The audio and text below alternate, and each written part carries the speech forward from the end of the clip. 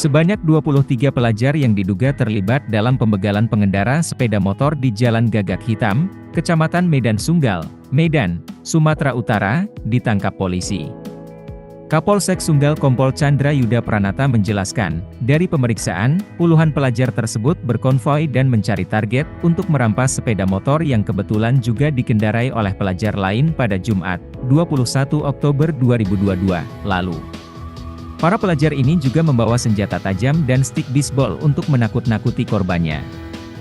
Dari ke-23 pelajar itu, seorang pelajar berinisial R telah ditetapkan sebagai tersangka karena telah terbukti terlibat dalam perampasan sepeda motor milik korban.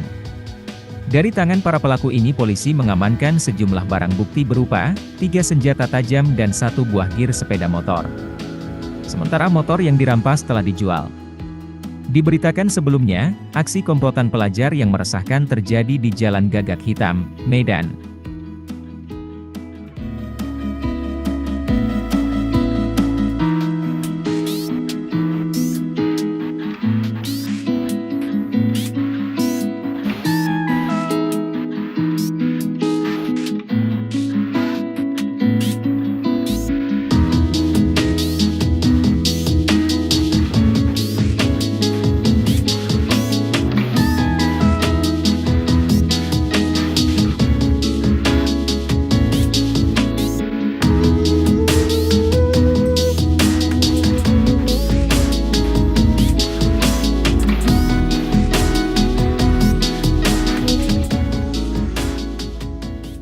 Terima kasih sudah nonton, jangan lupa like, subscribe, dan share ya!